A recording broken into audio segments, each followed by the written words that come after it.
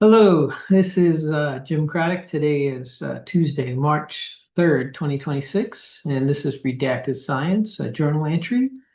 During these, I usually go over my latest symptoms as well as talk about current events, uh, because hey, it's my world too. That's what I say. So. Anyway, I've been doing a good job of making my daily entries pretty much on Nostr. So if you have any curiosity about all my past entries, you can watch my videos, or you can read my book, or you can read my Nostr entries, or you can do all the above. I don't care. Uh, but I'm here to talk about something real, and I've been talking about it for a while now. My videos go back to 2003. My written documentation goes back to, I don't know, sometime in the 2000 teens. My condition goes back to 1995. And it's all quite real. And, with the videos, you can kind of see some changes in my physical appearance over time. I don't know if I was to release my very early videos that I mostly recorded just to my son, I think you'd be shocked. But definitely a lot of changes over time. But let's see. We'll bring you up to speed first on symptoms over the last week. So it's been, I guess, 8 days or something since my last video. And I'm happy to report, or maybe, not happy to report, that my physical symptoms, as far as the pain that I have been having in my abdominal area, has significantly lessened. I have uh, still pain, especially in after breakfast, so, which I don't. I eat generally about 9 or something like that, and I'll have some pain in my abdominal area. It generally is centered kind of below my sternum, above my belly button. It's hard to describe. It's not cramping. It's it's pain. I don't know. This pretty. I have a whole vocabulary of pain that I could use to describe the pain that I have endured during this condition.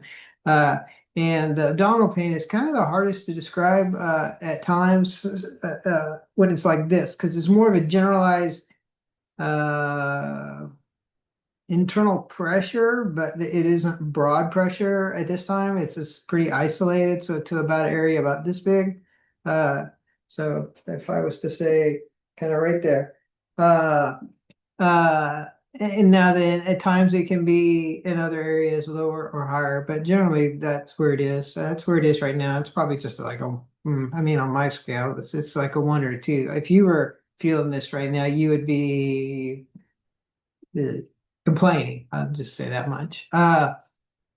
As far as other symptoms, I've had over the last several weeks, I think I mentioned that I've had cold hands and cold feet. The cold feet haven't been as bad, uh, but the cold hands definitely pretty much most of the time during the daytime.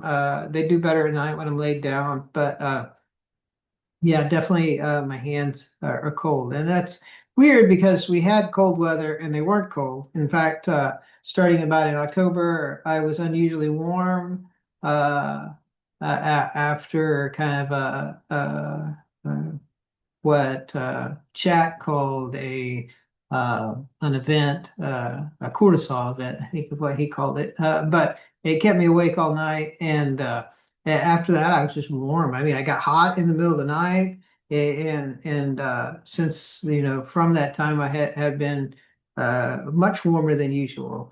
But that has gone away. So now I do feel chilled. I'm enjoying my sweats even when it's 75 degrees in the room. And these are like thick, thermal sweats with the lining in them.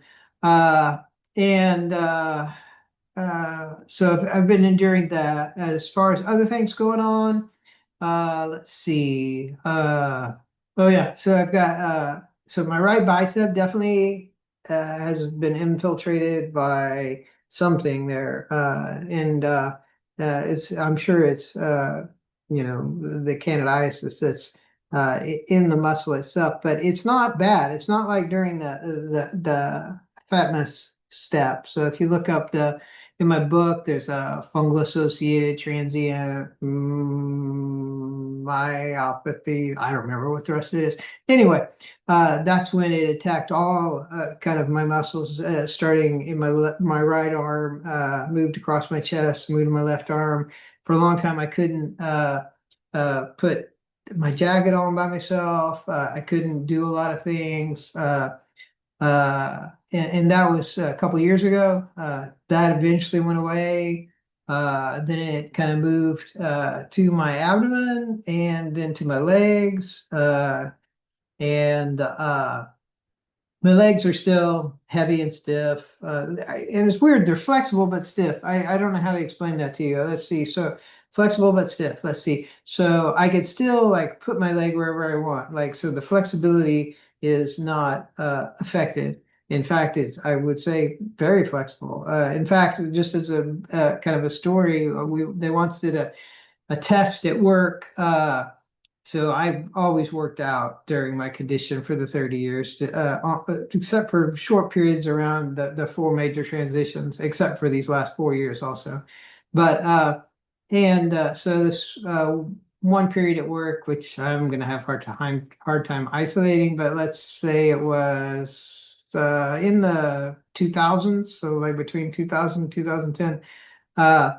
And our, my work, they had a health person, and that person you could sign up and be measured in various aspects, and one of them was like recovery time back to your base heart rate after exercising. The other one was another one was flexibility. And I actually, she told me later that I had the lowest time to return to normal for my heart rate, and I had the highest flexibility, which is kind of odd. I don't know at the time, so that would have been 20 years ago. I would have been in my 30s. And it's not like I'm a heavy duty athlete or something. No, I'm a geek that exercises, lifts weights, and does cardio, at the time. So uh, but so it's still flexible. Let's get back to the symptoms, but like heavy. So like if I try to lift my leg, that's difficult. Like, I mean, I can do it and everything responds, but it is more difficult than it should be. It feels like there's kind of a weight on your leg, like someone's pushing down on it.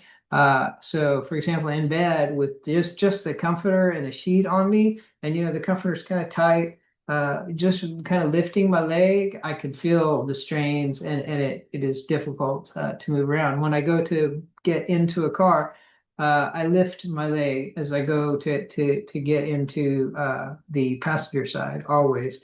I don't know if I do it on the driver's side or not. I know I do it. Well, the passenger side, I'm usually getting into my wife's car, and so she has a Palisade that's a little higher, and I can't lift my leg up that high without pain.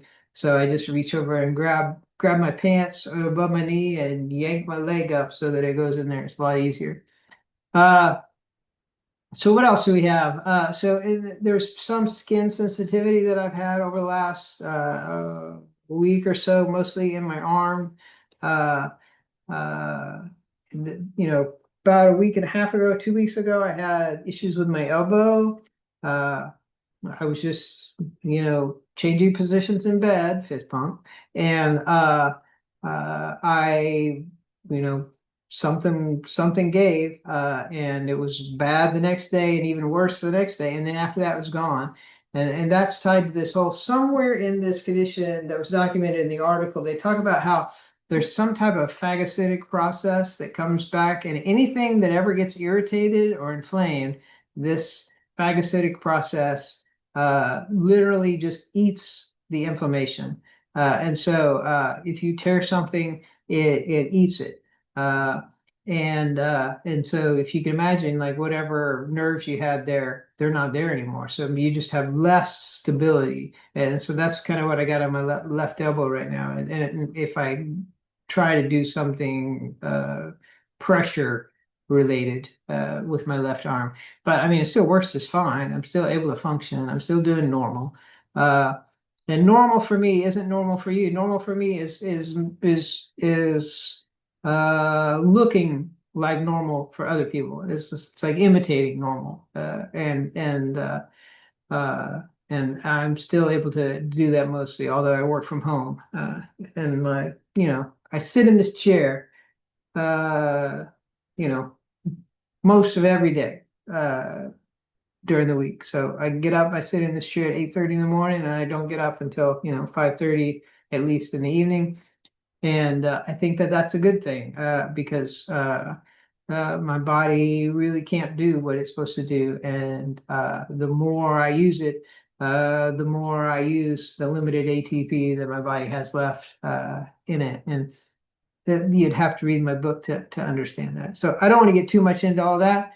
Uh, but let's see if there's any other symptoms that I can think of that I have experienced. I think that's pretty much it. I should probably, go back through my Nostr to look my daily logs. But I I do want to say some one thing that I did do this week was I mean AI is so awesome, and they're saying that like AI can now do, I think it's about 8 or 10 hours worth of human work, uninterrupted in just a few minutes. And I can give you a perfect example of that from my day yesterday. Uh, I had Claude, and this isn't Claude Code or anything. This is just the $20 a month Claude. I did set it on the good Claude, but I asked it to, I needed to re-import my Nostr because I had another month out there, and I had lost the thread that I had used last time. But I did find the code that I had used last time. Uh, but it was a one-time import. So uh, Claude, in just a couple minutes, wrote me the code that would truncate the staging table, delete the Nostr records from my document table, which also has my book in it, so we didn't want to delete everything. Uh, and then re-import all my Nostr records with my existing filters set the way I wanted them, and then re-vectorize them so that they could be searched, uh, uh, and made it into like just a script that I can literally just run this guy, and it will do that. I can do that daily if I want to right now or whatever. So that's pretty awesome. Uh, I think that I will go like a week and run it manually a couple times, and then I'll schedule it, and then I won't ever have to worry about uh, my redacted chat getting updated. Let's see. We also had uh, redacted chat. Oh, I put a new title on redacted chat, so it looks a little cooler. Now nobody's using redacted chat at this time, which is fine.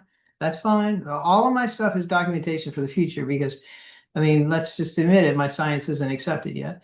But it's real. And I know it's real because the bizarre shit that I have been through in my life is first of all, it's straight out of the article. And secondly, no doctor's ever been able to understand it or find anything, up until last year when I went to the Cleveland Clinic. And it's interesting that, I can go and find that, hey, my system is completely different. And the medical system is fine with not knowing why. Uh, I mean, now, honestly, I told them, I said, I don't want to be your lab rat. So but there is really no desire out there from the medical system to understand a condition that they don't understand. But they can't explain, let's put it that way. Especially if it basically contradicts the fundamental thesis of a lot of medicine, which this definitely does, because my physiology is literally altered. My organs themselves have been repurposed, and from the outside, I look completely normal. So it's like I'm, uh, you know, uh, I'm a different thing than you are, and I I don't know if this is Homo candidatus or what we were before was Homo candidatus, and I've just kind of reverted to Homo candidatus, but that's what I call it. It's quite an interesting phenomenon to realize that essentially your physiology is completely altered, yet you look and basically act like everybody else, and you can still up until 4 years ago, you can still do the athletic things that you think you should be able to do, and all that. So anyway, well, on from all those things. Let's talk about current events. I love talking about current events because they're freaking crazy. So just in case I don't know if you ever go back and read or watch all my videos and things, but one thing I've been saying for quite some time uh, is that well, we'll do this on two levels. First of all, money's broken, and I think that more and more people are beginning to understand that across the world, and and and so we're heading for a reckoning on that level. But I think secondly, and more importantly for the United States at least, is that we're led by a sociopathic narcissist, and and so the implications of that, most people, they don't really understand sociopathy enough to recognize that that means that bad things. I mean, and so a sociopathic narcissist, you could easily expect that person to be a pedophile. Uh, a sociopathic narcissist easily would be involved in cover-ups and murder and fraud and grift and everything like that because all they're interested in is what do they get out of it, and the more the better. And it doesn't have to be currency. Their currency isn't the same as your currency. Their currency is whatever their persona wants. And that might be adulation, recognition, fame, uh, legacy, carnality. It could be any of these things. And as long as they're getting what they want, they're always going to be. So when you think about the art of the deal for Trump, uh, realize his art of the deal is what does he get out of it? That's essentially his art of the deal is what am I going to get out of this? Uh, and so anytime you see him saying anything, realize he's getting something out of it. And so, you know, uh, here we are bombing Iran, right? And Rubio comes out and literally says, well, the only reason we bombed Iran is because we knew Israel was going to attack. And so that meant that Iran would have attacked our bases. Well, I mean, Iran was still going to attack your bases either way. And did you really know they were going to attack, or were they just threatening to attack? I mean, this is not how foreign policy works. The president is not by law. I don't remember. It's like I was looking at the law earlier today. It's like 1501 or something like that, some article. But he is only allowed to send forces in very specific cases, and none of them say, well, we knew we would get attacked if this other guy attacked somebody, so we would just go attack him anyway. It just doesn't make sense. And so with the way things have gone, and I'm just I will just be blunt and say it is that our government is controlled by forces that you don't elect, and those forces are really the government. Okay, the people that you see in DC, those are like how should I put it? You remember when you were in high school and you elected a student council and they were really useless? That's pretty much what we do. We elect a student council and we send them up there, and then they get told what to do by people that we never meet. And so everything that goes on is being controlled by these other people, and these other people are you know other rich sociopaths is the best way I can put it. So you've got the rich sociopath class, and then you've got basically everybody else. And we're being led around by the rich sociopath class, and this if you look at the people associated with Epstein, yeah, that leans on one country pretty hard, and this seems to be the same country that just manipulated us into attacking Iran, as well as everybody else we've attacked within the last 10 years or 20 years. Uh, this is one country that's doing it all, and meanwhile we're basically paying them tribute in the tens of billions of dollars.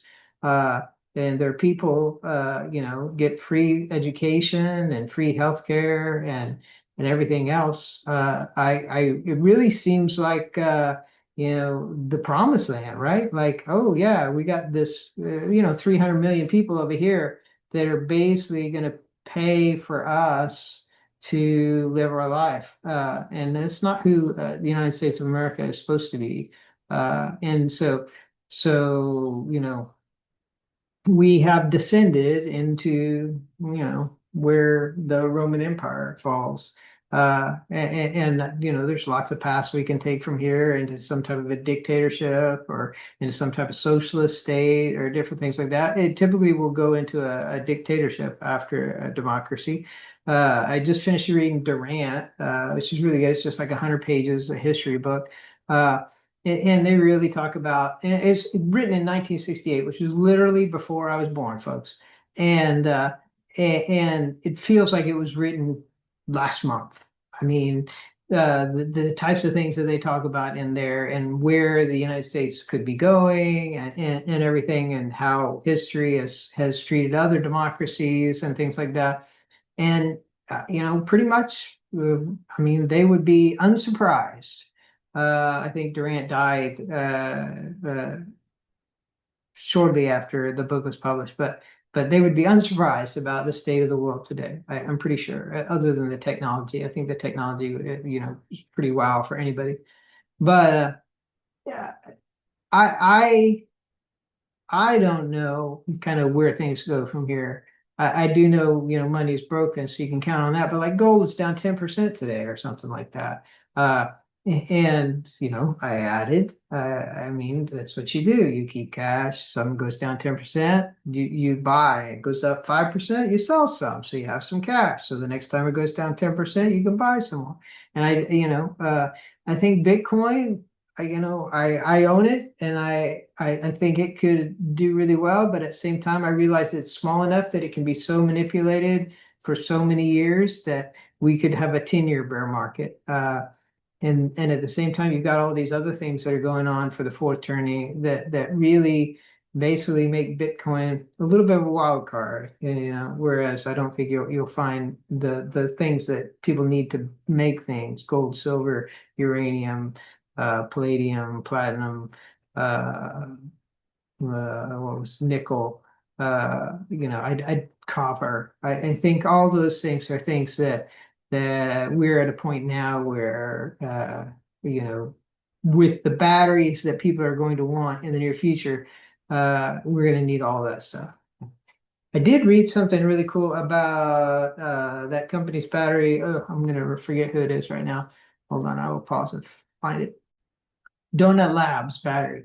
So this Donut Labs battery, when I first saw the video about it, where their announcements, I think it was about last month or something like that. I immediately said, well, that's obviously fake. But so far it is. Now they've done 2 of the 3 tests that they're going to do, and I don't know what the next test is going to be. But it'll be out next week. But so far it is very impressive. Now they've only like discharged it once after taking it to high temperatures, but it got to 100 degrees Celsius, I think, and discharged, fully after that. So, I don't know what's in there, graphene, something, something where they've maybe printed titanium dioxide and graphene. I don't know. But it is it looks very promising. But most of these other batteries you're seeing, like Samsung's, have a lot of silver, a lot of nickel. So you're going to need a lot of that stuff. And we're already using more silver than we produce, which means they're going to produce more. But that means that the mines have to, be accelerated. So that means people are going to be spending a lot of money on mining. So good place to have your money. But yeah, I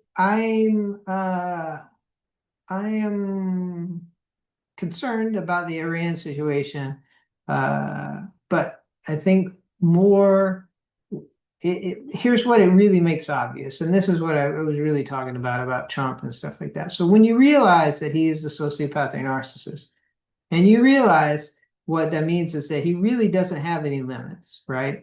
So, and then you look at him and say, so what did he do when he came into office this time? It's very different than what he did last time. The first thing he did this time was he basically replaced everybody with yes men, okay, and compromised yes men, people who could not have a job like they have if he wasn't providing it for them, people that were had shot their dog or and written a book about it, or a 14-month-old dog, and saying that that was a test of their character or something. No, that was just you making a bad decision.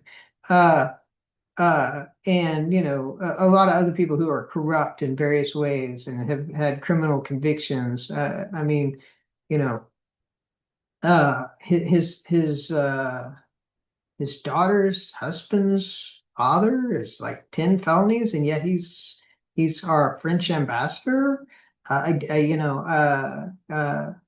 I mean, these are really questionable people, right? So, but what that allows him to do then is do anything he wants, because these people have to toe the line because they will be out on their caboose, right? So stuff like Epstein documents and stuff, yeah, he gets to go redact. So we've only gotten still, only a portion of that stuff, and none of the videos that we know are there, right? And we know Trump is having sex in those videos, right? So, so he gets to, eliminate as much of stuff as he wants to, and then throw out enough to like keep everybody talking about it, and meanwhile go, invade Iran and try tariffs and do all these other things. But what's his approval rating at, folks? It's very, very low, right?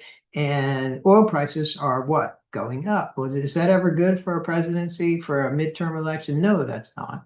Okay, so what's that mean? So that means that there's absolutely no way that this next midterm he comes out with a majority of the House of Representatives, and he might even lose a majority in the Senate. Okay, uh, so what does that mean? Well, that means he's got a plan. Okay, he's not going down this road with no plan about those things.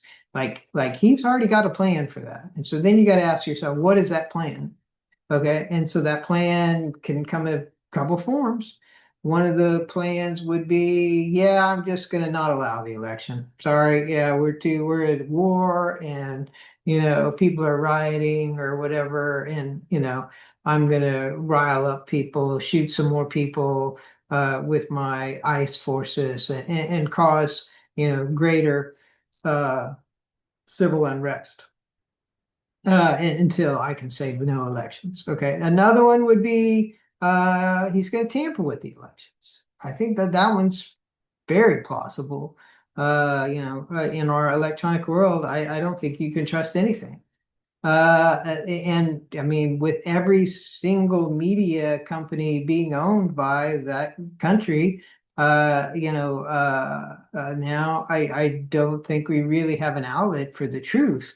Although I do want to kind of applaud Elon's X lately. Yeah, there are people on there who are telling the blatant truth about Israel, and I mean they're not getting squelched, and that's how it should be. So anyway, so that would be plan number two, would be tamper with the elections. And the third one would be allow the elections, but then just not never seat the people. Just do something after the elections that basically cancels the elections. So you're looking at a time frame of 9 months. Okay. In the next 9 months, one of those three things will happen. Okay. Either he will prevent the elections, tamper with the elections, or not seat the people that are elected. Because there's absolutely no way, given fair elections, that he does not end up with a Congress that basically shuts him down for the next 2 years and everything he tries to do. Okay. Uh, I just don't think that that's in the cards. I think the billionaires, the Heritage Foundation, the Peter Thiels, and Larry Ellison's of the world have decided that we can't govern ourselves. And I'm not going to say we did a great job, folks. I think, but here's the deal: is that we had this group controlling the media. I watched a great video from 1976 today with the Shah of Iran, where he's being interviewed by 60 Minutes, and he said, I honestly want to play it right now, but you can go find it. It's out there. He said, that Israel controls the banks and the media and the newspapers, and I'm going to stop there. Okay, because he stopped there because he knew about the illegal things that they were doing to control things, the Epstein like blackmail rings and things like that. And yet, because I know back then, like the FBI and stuff had already been compromised, so uh, he knew about those things, and I there is no that is why we did not do a good job, I think, is that we have this media, okay, uh, who is pulling us to the left. And is that to the left? Yes, up to the left. Okay. Then there's the right, okay, and pulling us to the right. Okay, so you got them promoting ideas of, okay, everybody's equal, and let's have, all of the embrace all of the what would have been considered deviant type behavior in the past, okay, and say that should be socially acceptable. Well, that's never going to be acceptable to these people over here on the right, right? So all you're doing as you try to do these things is you push these people further and further away. I mean, the people who live by the Bible or the Torah or whatever you want to, religion, most of those people aren't going to be accepting of people like deciding that they're not the gender that they are, the various things like that. And so you push these groups further and further apart. And how do you do that? You do that with media. I mean, when I was a kid, you would have never seen two men kissing each other on TV, okay? And now you can watch two guys, two hockey players, having a sexual relationship on TV. And it's on Netflix. Everybody's got Netflix, and everybody's kid has access to Netflix. And so, the 16-year-olds, trust me, they watch it. And so you get this the pushing of ideas. Okay, this is acceptable. This is more acceptable now because it's out there. Okay, but at the same time, you get the people on the other side pushing other ideas, and you end up with nobody left in the middle because everybody is so offended. Okay, I mean, you only get there's only these two groups to choose from because this one is so far out here and this one is so far out here that being in the middle it doesn't work anymore. Okay. And so you're manipulated by the media into this division, and once you're divided, then you can be conquered. And so and they do that too in other ways. Uh, you know, a country like China that manages its demographics, let's say its racial mixture, okay, is easier to keep on the same path. Okay. Uh, the whole diversity, approach multicultural approach to a society is very difficult to pull off when you've got disparate birth rates. And they point that out in Durant too. They're like, that as people become more educated, they have less kids, and the less educated, less intelligent people are always going to have more kids. Okay.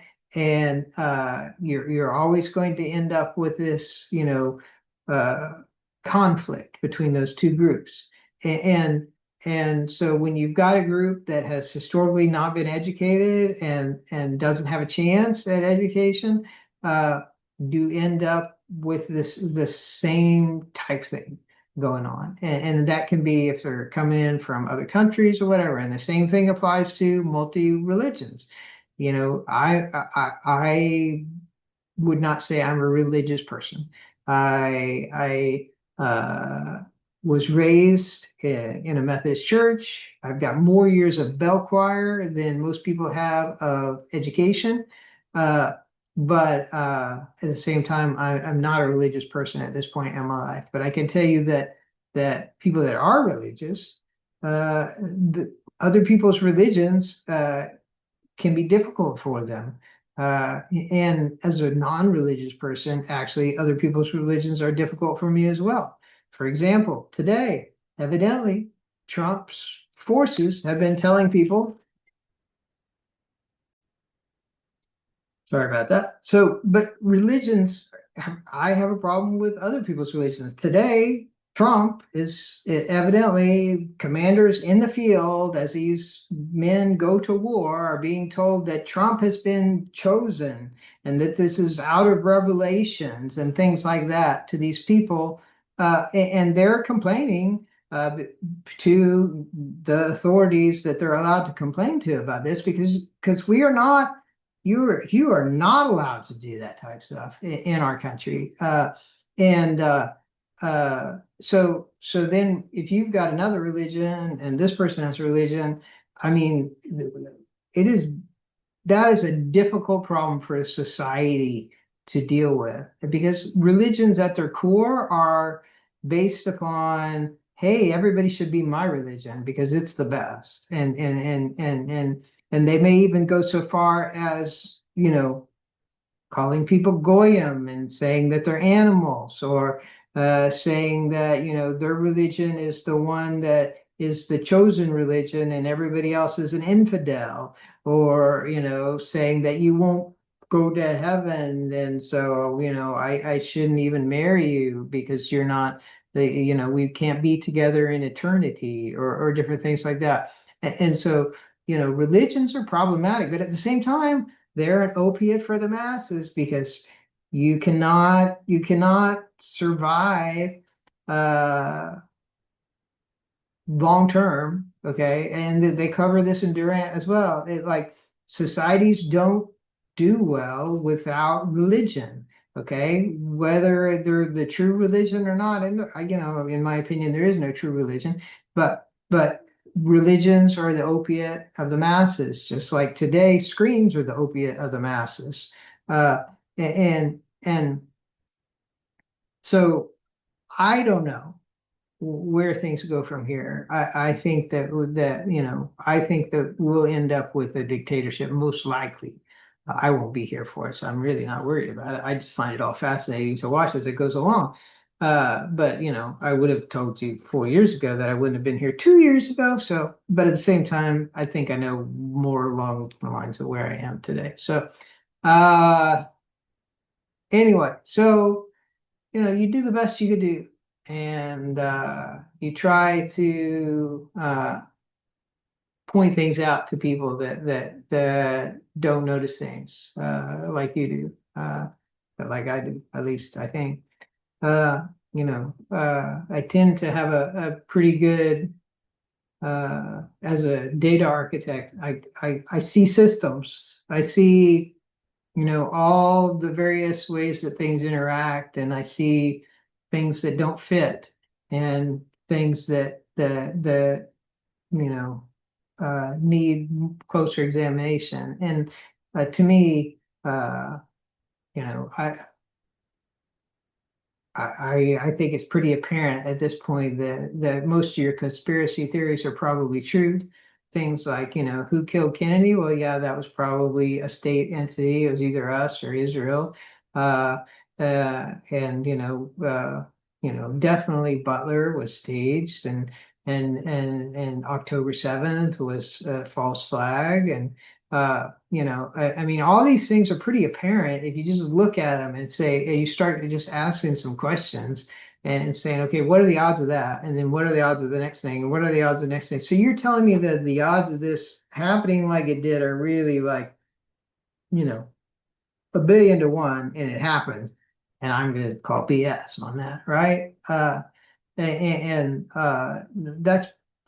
that's how I look at these things and make a decision. To me, it's math. It's just like, hey, let's just break it down step by step and see what the probability of these things are occurring are, and then does that make sense? Now, yeah, every once in a while somebody wins the lottery, and so it's out of my garage, I've got a BitAxe running. Okay, my BitAxe has 1.2 terahashes, which gives me, I think I did the math, about 1 in a billion shot of winning 3.25 Bitcoin every 10 minutes. Okay, well, I mean, I so you're telling me there's a chance, right? I mean, I don't know what to do. Yet I won the BitAxe on X, and I just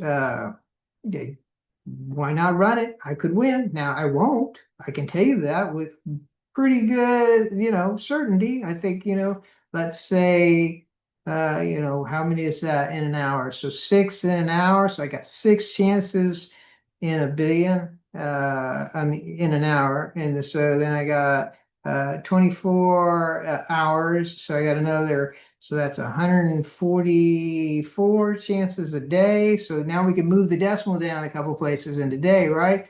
And we can say, oh, we go from 1 billion to 100 million to 10 million, and then we have the little leftover part. So we'll call it, what was it?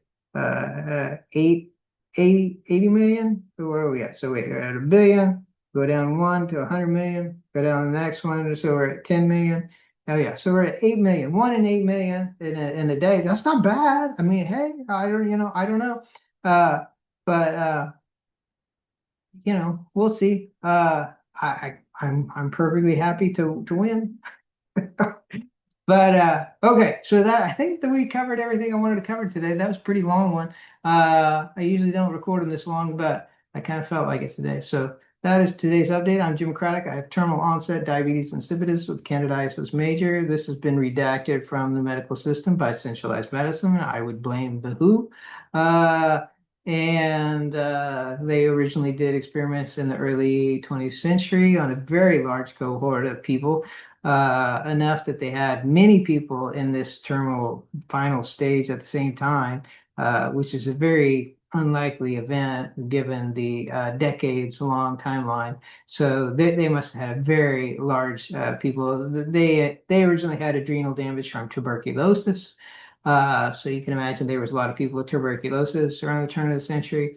But here's the deal: is that the article that I read discussed this condition in science that wasn't invented until or discovered, I should say, until the early 1960s.